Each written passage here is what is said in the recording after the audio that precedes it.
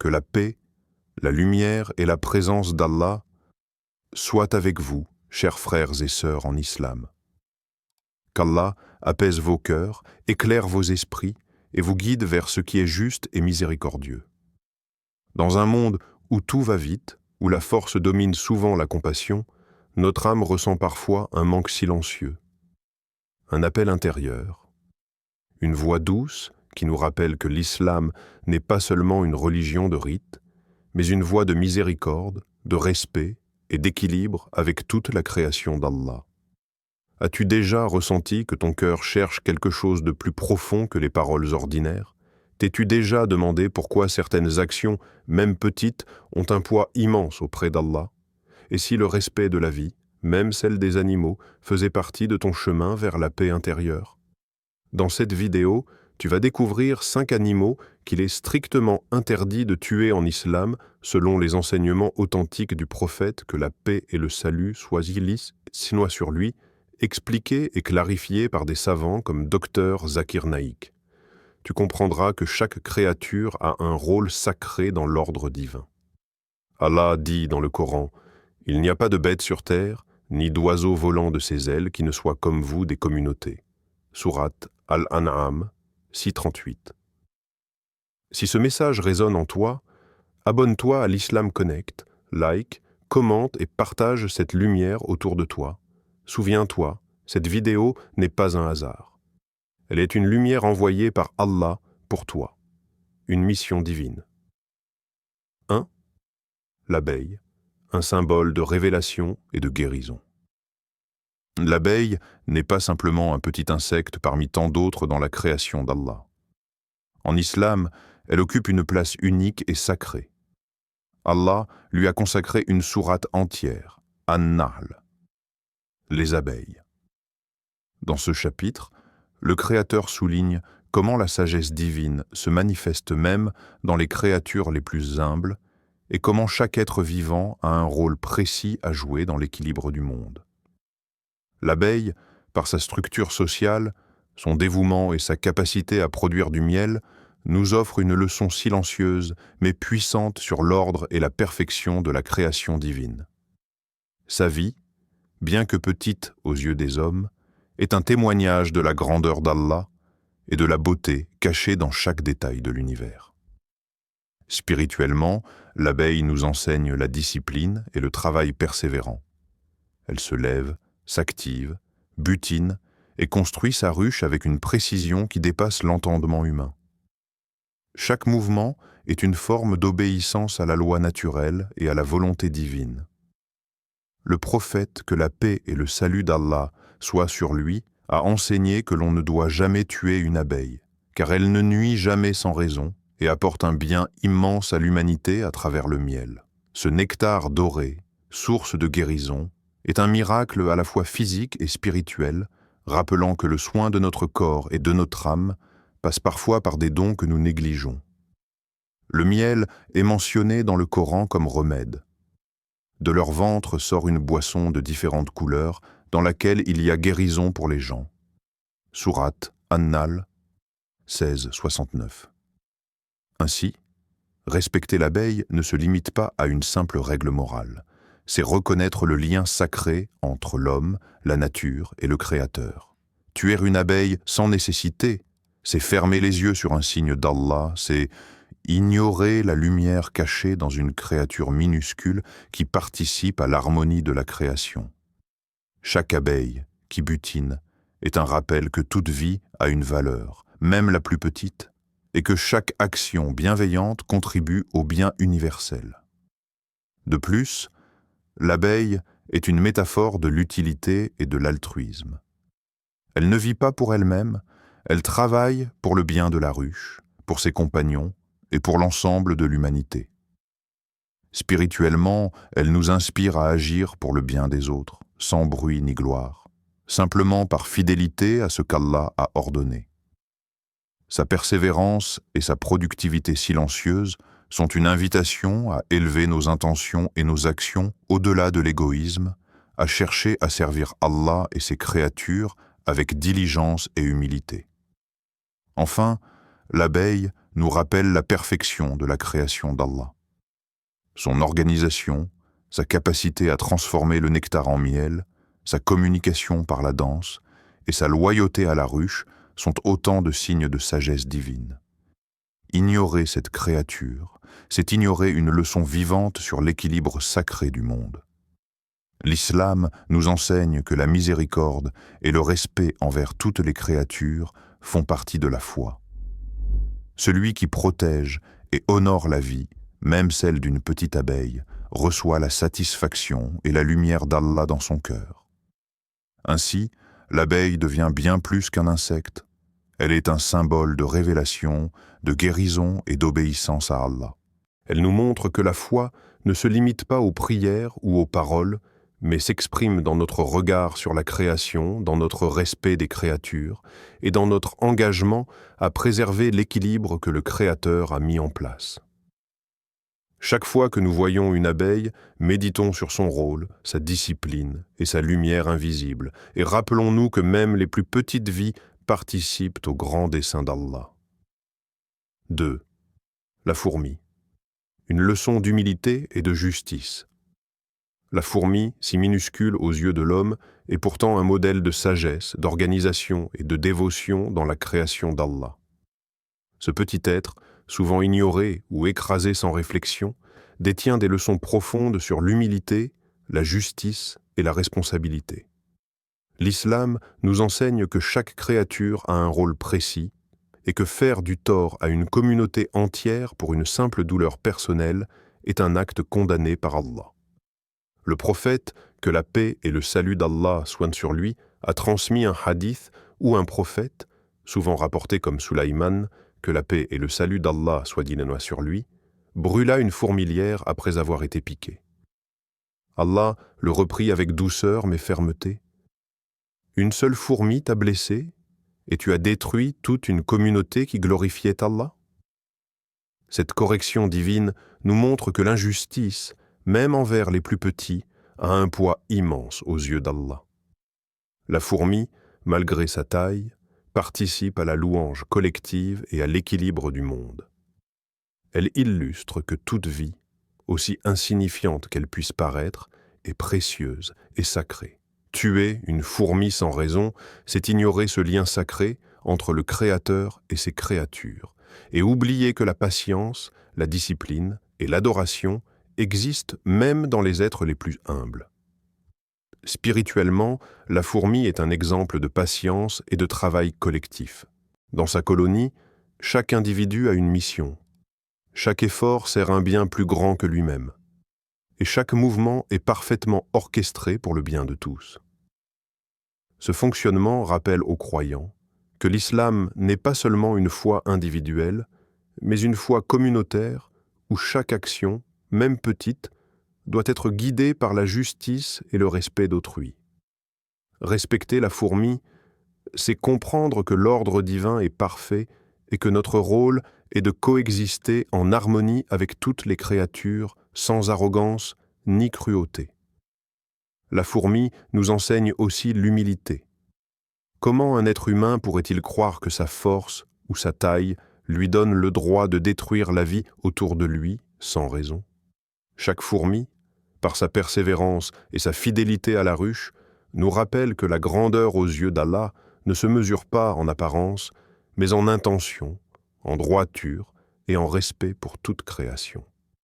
Même une fourmi qui semble insignifiante est une créature qui glorifie Allah à sa manière, obéissant aux lois de sa création avec diligence et constance. Au-delà de l'humilité et de la justice, la fourmi est aussi une métaphore de la responsabilité collective et de la coopération. Dans sa colonie, chaque tâche, si petite soit-elle, est essentielle pour la survie et le bien-être de tous. Spirituellement, cela nous enseigne que nos actions, même celles que nous jugeons mineures, ont des conséquences dans le monde et dans l'au-delà. Allah observe toutes choses, et la justice divine s'étend jusqu'aux plus petits êtres. Prendre soin, protéger, ou simplement ne pas nuire à la vie d'une fourmi devient ainsi une pratique concrète de la miséricorde et de la piété. Enfin, La fourmi nous rappelle que la foi véritable se mesure dans le respect de la création entière. L'islam ne nous enseigne pas seulement à adorer Allah par la prière et le dhikr, mais aussi par la manière dont nous interagissons avec le monde vivant. Une vie humble, disciplinée et respectueuse des lois divines, même face aux plus petites créatures, est un chemin vers la purification du cœur et l'élévation spirituelle. Chaque fois que nous rencontrons une fourmi, méditons sur sa patience, sa fidélité et sa contribution silencieuse à l'équilibre de la création. En respectant cet être minuscule, nous apprenons à respecter toute vie, à pratiquer la justice et à honorer les commandements d'Allah.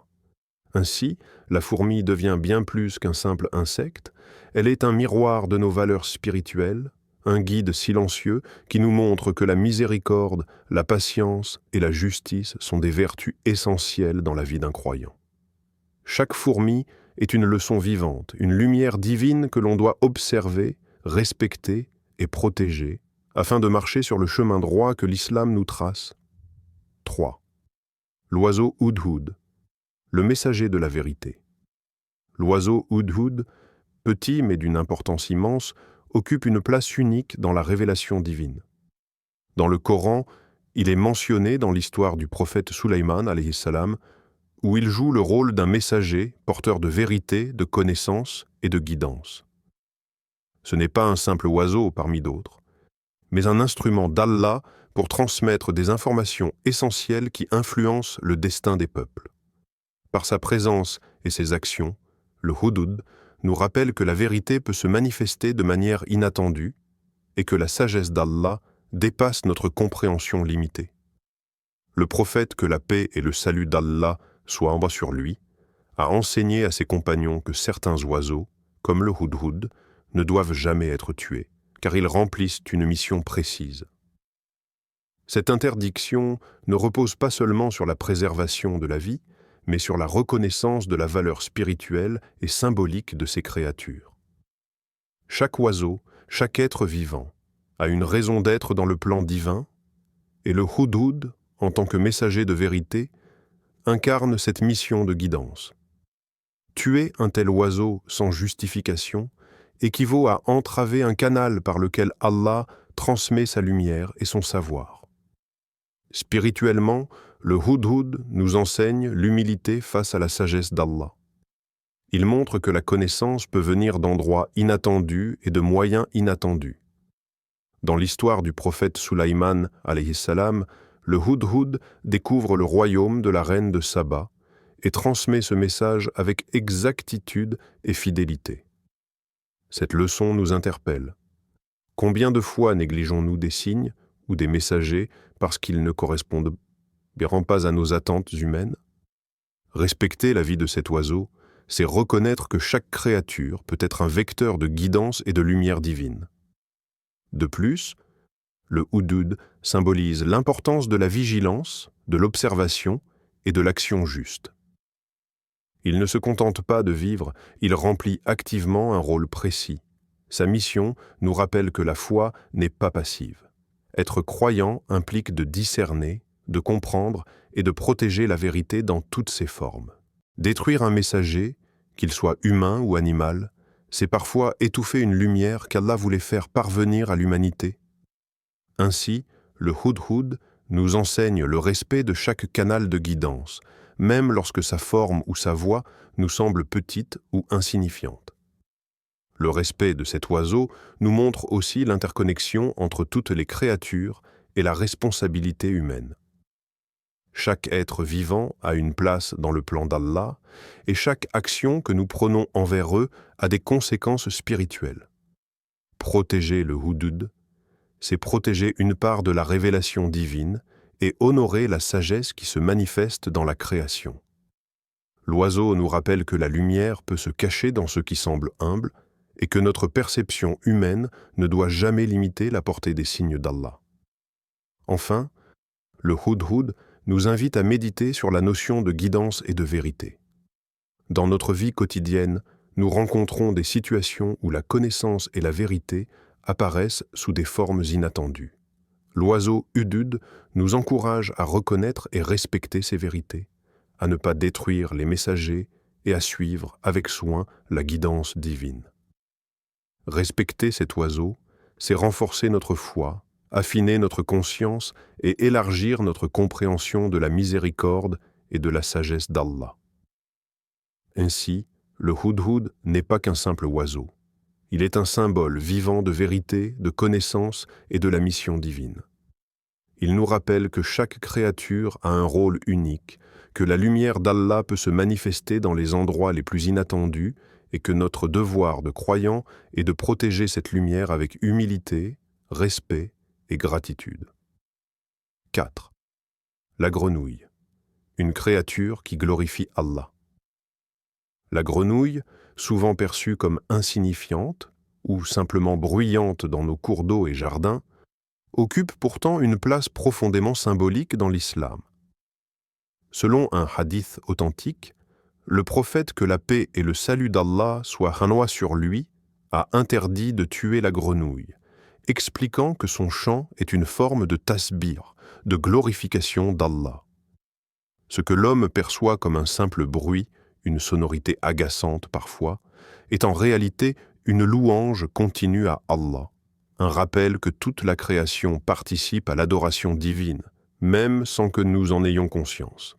Chaque coassement, chaque son produit par cet humble animal est un acte d'obéissance silencieuse et constant envers le Créateur, et un témoignage de la sagesse qui régit l'univers. Spirituellement, la grenouille nous enseigne que la grandeur et la piété ne se mesurent pas à l'apparence.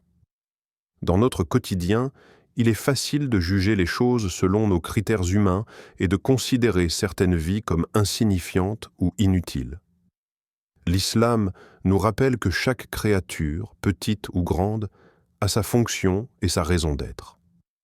La grenouille, par son tasbih invisible à nos yeux mais audible pour Allah, nous invite à observer le monde avec un cœur attentif et respectueux, capable de percevoir la valeur de ce que nous croyons être banal.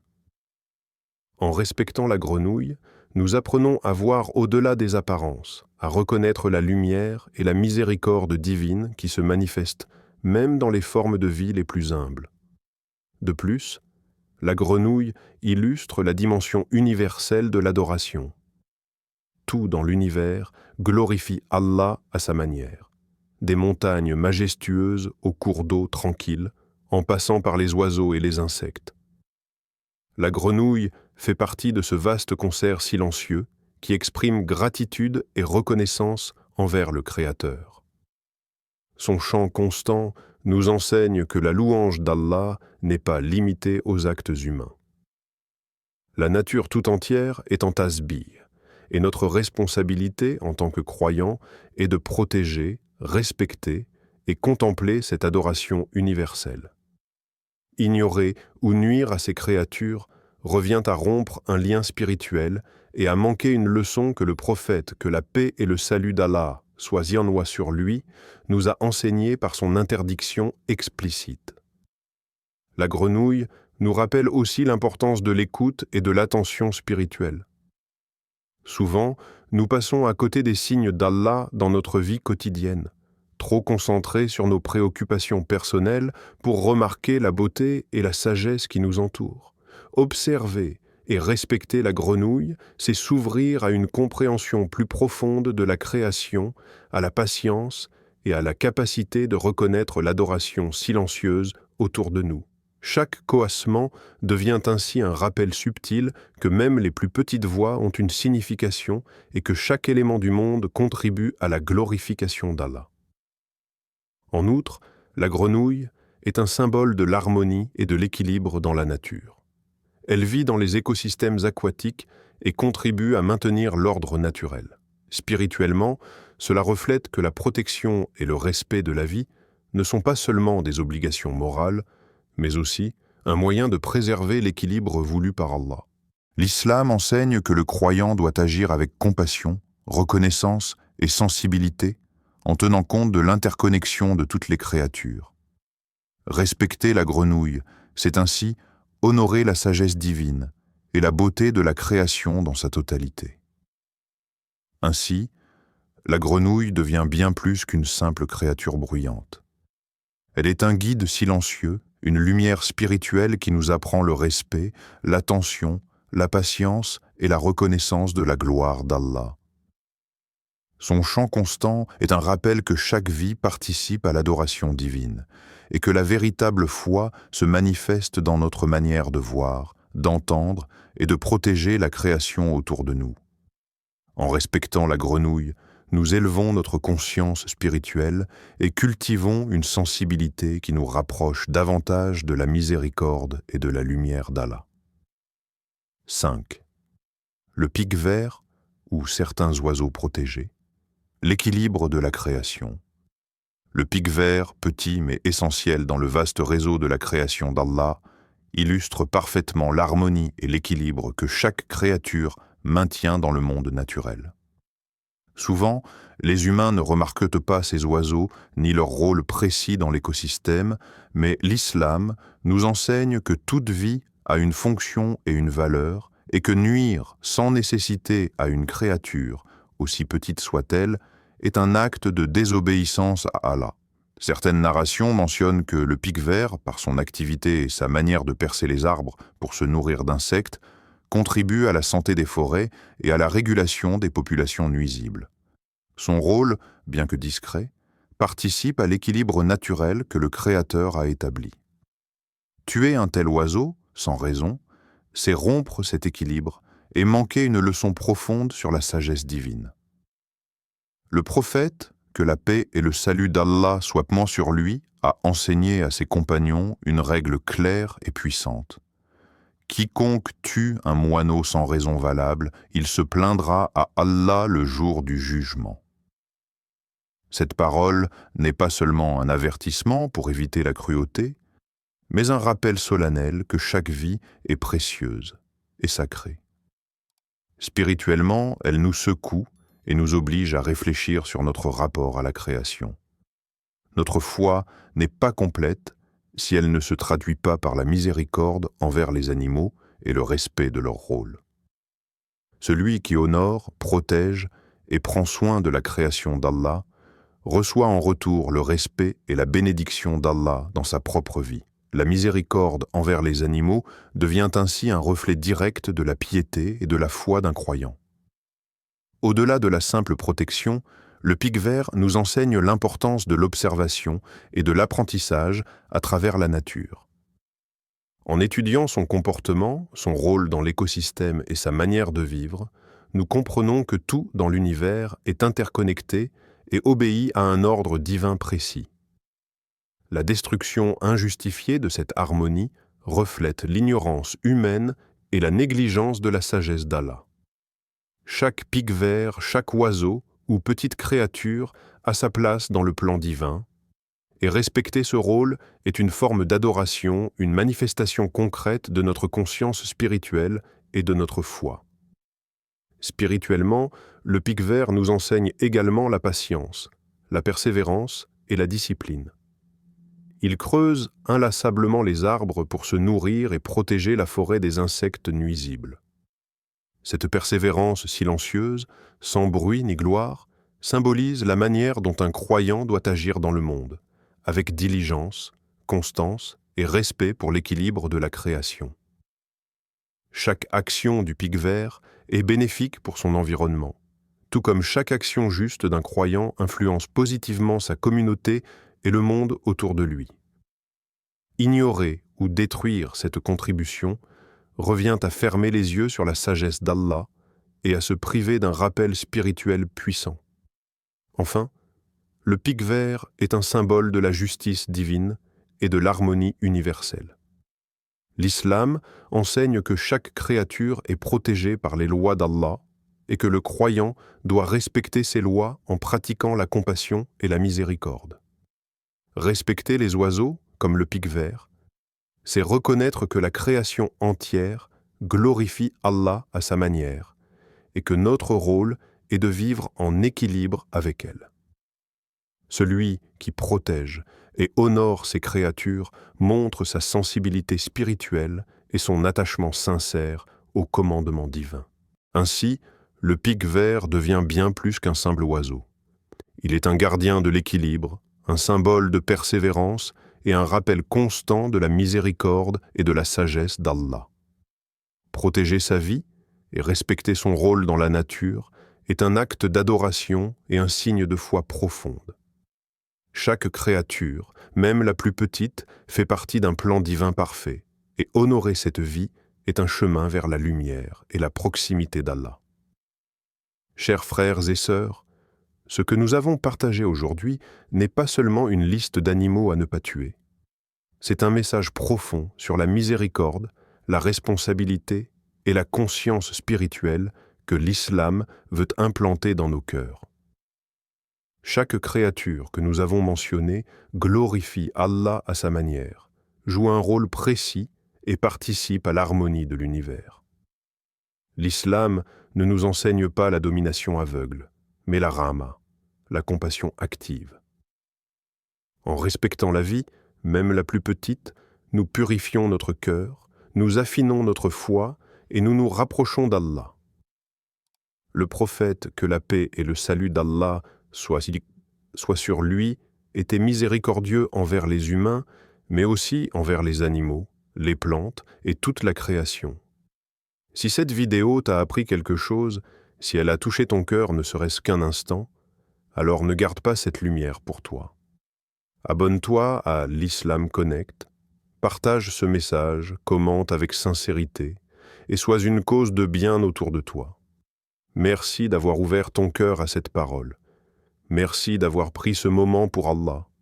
Qu'Allah t'accorde un cœur doux, une foi vivante et une miséricorde immense. Allah dit « Ma miséricorde englobe toute chose » Sourate Al-A'raf 7, 156. Que cette miséricorde t'accompagne dans chaque pas de ta vie. Amen.